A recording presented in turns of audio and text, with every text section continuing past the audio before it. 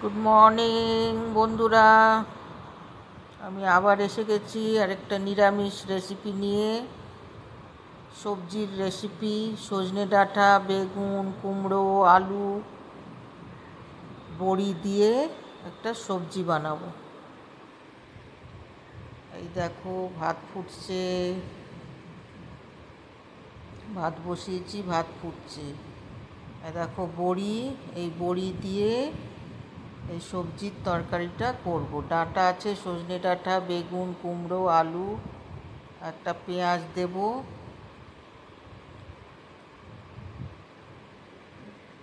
দেখো এবার আমি গ্যাসে কড়া বসিয়ে দিয়েছি। এবার তেল দেব, এই 3-4 চামচের মতন তেল দেব।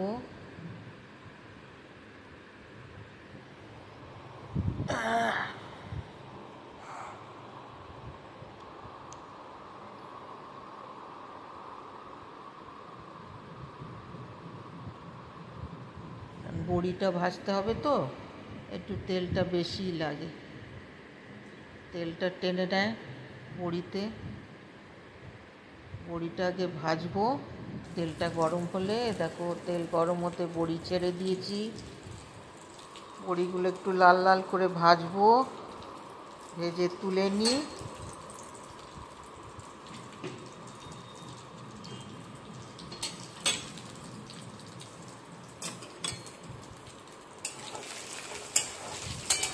বড়িটা লাল লাল হয়েছে, আর একটু লাল হবে, তারপরে তুলে নেবে।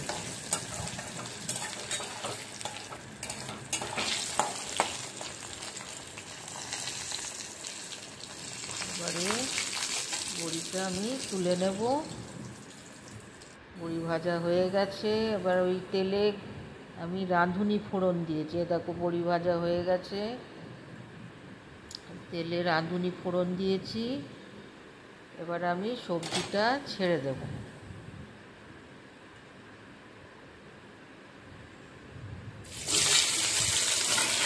পেঁয়াজও একসঙ্গে দিয়ে দিয়েছি কুচিয়ে, এর সঙ্গে সবজির সঙ্গে।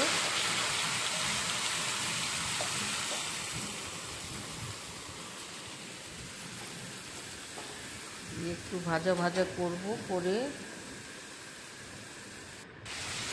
সামান্য মশলা দেবো সব। দেখো পেঁয়াজ দিয়েছি, সব কাঁচা একসঙ্গে বসিয়ে দিয়েছি। রাঁধুনি ফোড়ন দিয়ে তেলটা গরমই ছিল, বড়ি ভেজেছিলাম, রাঁধুনি ছাড়লাম, দিয়ে সবজিগুলো দিয়ে দিলাম। এবার এতে আমি সব একটু একটু করে মশলা দেব।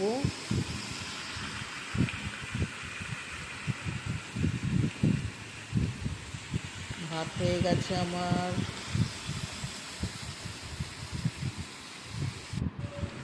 এই দেখো একটু সব অল্প অল্প দিয়েছি মশলা, অল্প আদা রসুনের পেস্ট, ধনে গুঁড়ো, জিরে গুঁড়ো, হলুদ গুঁড়ো, লঙ্কা গুঁড়ো সব হাফ হাফ চামচ, নুন আন্দাজ করে দিয়েছি, সবজি মশলা দিয়েছি, আর মিষ্টি স্বাদ অনুযায়ী। স্বাদের জন্য একটুখানি আমি চিনি দিই। এবার ভালো করে নেড়ে তারপরে ধিমে আঁচে ঢাকা দিয়ে 3-4 মিনিট বসিয়ে রাখবো।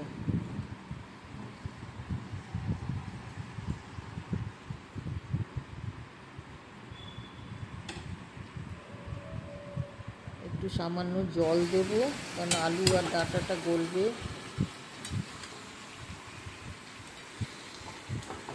একটু সামান্য জল দিয়ে তারপরে ঢেকে দেব।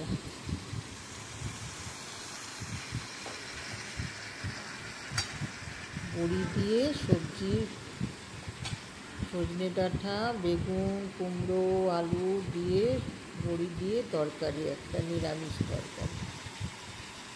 দেখো এবার একটু সামান্য জল দিয়ে দিয়েছি, দেখো জল দিয়েছি।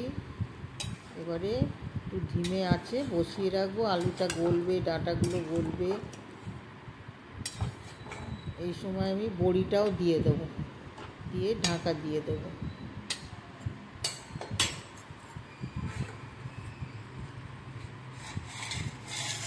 দেখো আমি বড়ি দিয়ে দিয়েছি, নেড়ে এবার আমি 3-4 মিনিট ঢাকা দিয়ে রেখে দেবো। দেখো তোমাদের কেমন লাগছে আমার নিরামিষ সবজি বড়ি দিয়ে। ভালো লাগলে লাইক করো, শেয়ার করো, কমেন্ট করো, আর অতি অবশ্যই সাবস্ক্রাইব করে দিও। আমি সব সিম্পল নতুন না ঠিক, যা প্রত্যেক দিন রান্না করি সেই সিম্পল সাধারণ রান্না আমি তোমাদের দেখাবো। দেখো ঢেকে দিয়েছি, 3-4 মিনিট পর আমি আবার ঢাকা খুলে দেখাবো তোমাদেরকে। সবাই কেমন আছো তোমরা বন্ধুরা? ভালো আছো তো? সবাই ভালো থেকো, সুস্থ থেকো। এই দেখো আমি ঢাকাটা খুলেছি, খুলে একটু নেড়ে দিই, জলটা একটু শুকাবে, তাতেই আমার সব কিছু আলু টালু ডাঁটা সবই গলে যাবে। কুমড়ো বেগুন তো এমনিই গলে যায়, নরম ওগুলো।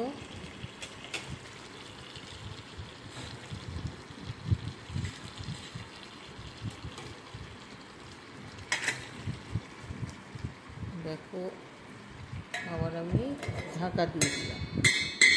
এবার 2-3 মিনিট পর এবার আমার আলু টালু সবই গলে যাবে, বেশিক্ষণ রাখবো না, 2-3 মিনিট। দেখো ধনে পাতা একটু দিয়ে দিয়েছি, ধনে পাতা দিয়ে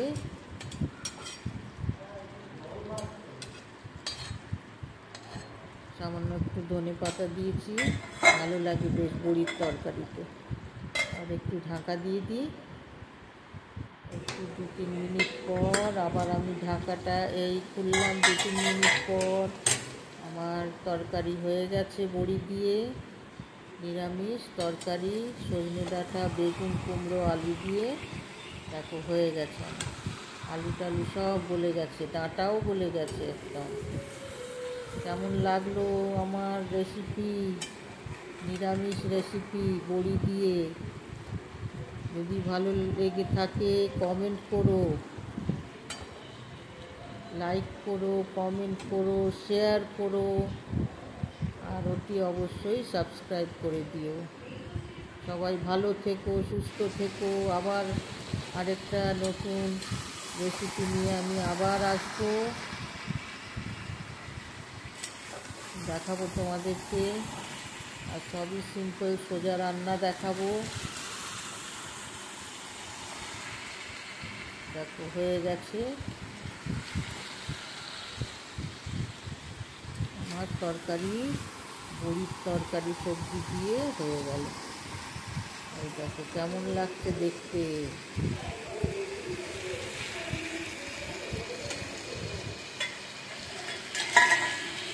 ওকে, এবারে ঢেকে দিলাম আবার।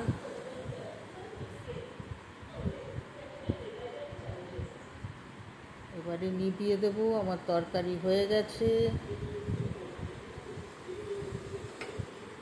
দেখো কেমন হলো আমার সবজি বড়ির তরকারি।